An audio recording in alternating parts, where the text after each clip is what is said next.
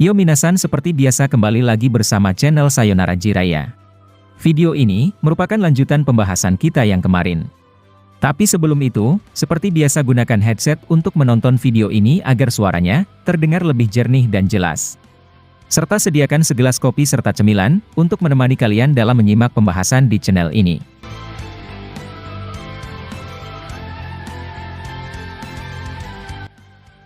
Prediksi kita kemarin telah sampai pada situasi buruk, ketika Jura mulai bergerak mencari targetnya. Pencarian para Shinju tersebut memiliki beberapa tujuan. Pertama, memakan target mereka yang merupakan isi hati dari orang yang mereka cloning ataupun orang yang dekat dengan tubuh tersebut. Kedua, salah satu Shinju yakni Shinju Jura, memiliki keraguan lain yang ingin dia ketahui. Sesuatu tersebut membuatnya penasaran sehingga dia ingin segera mencari Naruto. Kita bisa mengatakan bahwa sesuatu tersebut, hal-hal yang ada di tubuh Naruto. Lalu tujuan mereka yang ketiga, yakni mengincar tubuh Boruto dan Kawaki yang merupakan dua Otsutsuki baru. Shinju telah menjadi pemangsa Otsutsuki, seperti yang telah dikonfirmasi sendiri oleh Shinju Jura. Dan tujuan keempat mereka, adalah mencapai evolusi terakhir atau perubahan bentuk yang terakhir. Rupanya, perubahan biju versi Ishiki keempat Shinju, bukanlah perubahan terakhir dari biju miliknya. Ada satu perubahan terakhir, yang disebut Jura merupakan tujuan akhir dari mereka.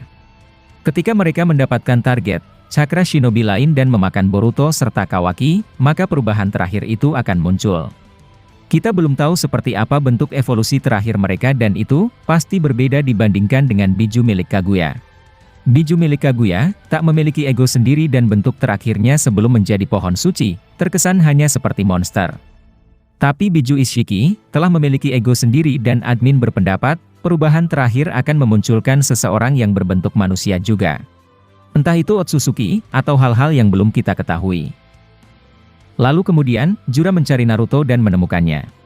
Setelah momen yang menegangkan, Naruto dibantu oleh Kawaki untuk melawan seorang Jura. Bisa dikatakan, pertarungan Kawaki agak sedikit sulit karena dia harus melawan Jura sambil melindungi Naruto. Naruto ingin bertarung bersama akan tetapi, dia sudah kelelahan akibat pertarungan sebelumnya. Ingat prediksi pertarungan Kawaki dan Jura ini, admin targetkan terjadi setelah chapter 8. Mungkin terjadi di chapter 9, 10 atau seterusnya namun yang pasti, ini akan segera terjadi dan pertarungannya tentu cukup menarik. Nah, dengan ekspresi kesal Jura lalu berkata, "Kau benar-benar makhluk rendahan yang menjengkelkan. Otsutsuki sepertimu, takkan kubiarkan untuk memanfaatkan kami lagi. Aku muak menjadi alat bagi para Otsutsuki dan sekarang, kami akan menjadi rantai makanan paling tinggi di dunia ini." Jura bangkit kembali, setelah sebelumnya terkena pukulan keras dari Kawaki. Jura lalu mengeluarkan cahaya merah juga, sebuah kekuatan yang mirip dengan Kawaki. Melihat itu Kawaki berkata, "Sial, mengapa orang ini memiliki beberapa kekuatan sepertiku?" Kawaki lalu mencoba menyerap kekuatan itu, menggunakan karma miliknya. Nah, di tengah-tengah proses penyerapan tersebut, Jura langsung berpindah menggunakan limiternya, untuk mencoba melukai Kawaki secara langsung. Ketika Jura mulai menusuknya menggunakan besi hitam, Kawaki langsung mengecilkan tubuhnya sendiri. Alhasil, Jura kembali gagal untuk menyerang Kawaki. Kawaki lalu muncul di dekatnya, dan mereka kemudian kembali beradu taijutsu. Kawaki yang telah bertambah kuat, memperlihatkan pertarungan taijutsu yang begitu epik. Beberapa kali, dia hampir membuat Jura terpojok, dengan lengannya yang berubah menjadi karma. Jura yang memiliki kekuatan limiter, mencoba menggunakan itu untuk selalu menghindar dari Kawaki. Pertarungan ini, hampir sama ketika Boruto melawan Kode, yang saat itu Kode terlalu fleksibel untuk berpindah-pindah.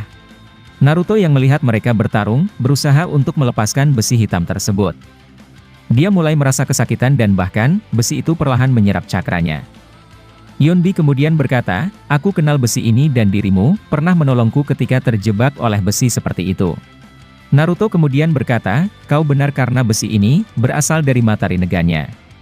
Ini lebih kencang dan lebih berbahaya dibandingkan besi yang pernah dimiliki oleh Rinnegan Nagato." Naruto terlihat kesulitan ketika mencabut besi tersebut karena Jura merupakan seekor Jubi dan wajar saja kalau besi tersebut cukup kuat karena berasal dari Rinnegan Jubi. Yonbi kemudian membantunya dari dalam dengan memberikannya sedikit cakra miliknya. Agar ketika Naruto memegang besi itu, cakra Yonbi lah yang terkuras dan bukan milik Naruto. Naruto akhirnya menerima tawarannya, dan dia pun segera menarik besi tersebut. Yonbi merasa kesakitan, karena efeknya terlalu besar bagi dia juga. Namun, Naruto akhirnya berhasil melepaskannya dan dia terduduk lemah kehabisan cakra. Naruto berkata, dalam posisi seperti ini, biasanya Kurama yang membantuku melewati semuanya. Tapi sekarang, aku tinggal sendiri saja namun, kau dan biju lainnya ternyata masih peduli. Aku sangat berterima kasih dan menghargai semua itu. Kemudian sementara itu, adegan berpindah kepada Mitsuki, yang diperlihatkan sampai di suatu tempat.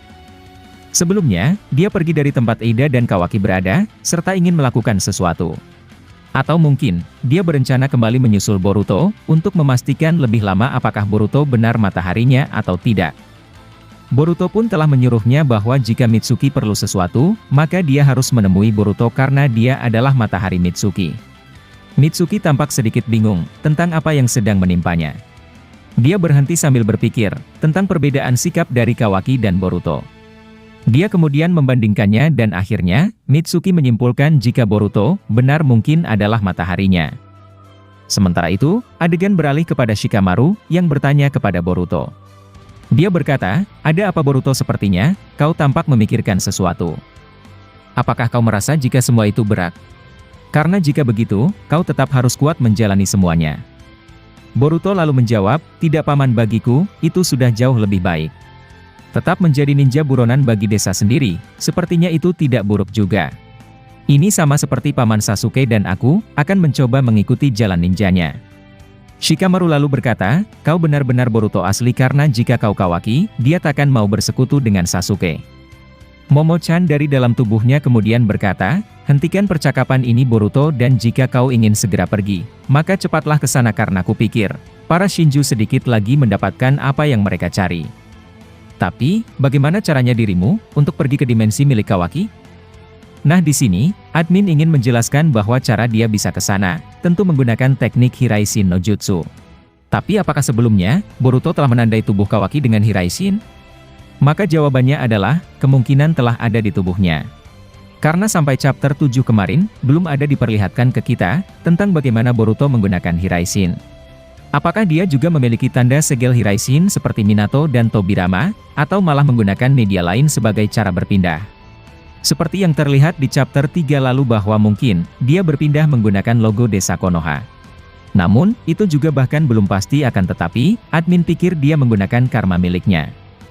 Telapak tangannya, ada logo karmanya dan mungkin, dia telah menandai sesuatu menggunakan itu.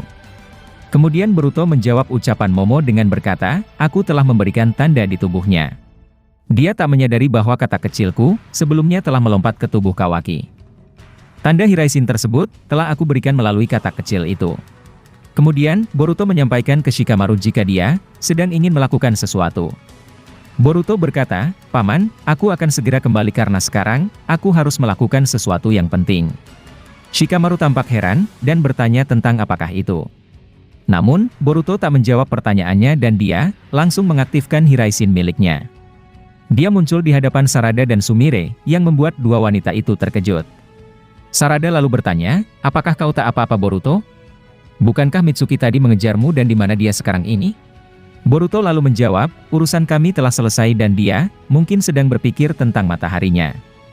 Aku yakin bahwa pada akhirnya, Mitsuki akan menyadari jika Kawaki, bukanlah mataharinya selama ini. Aku kesini untuk menyampaikan bahwa aku, akan menyusul ke tempat Kawaki berada.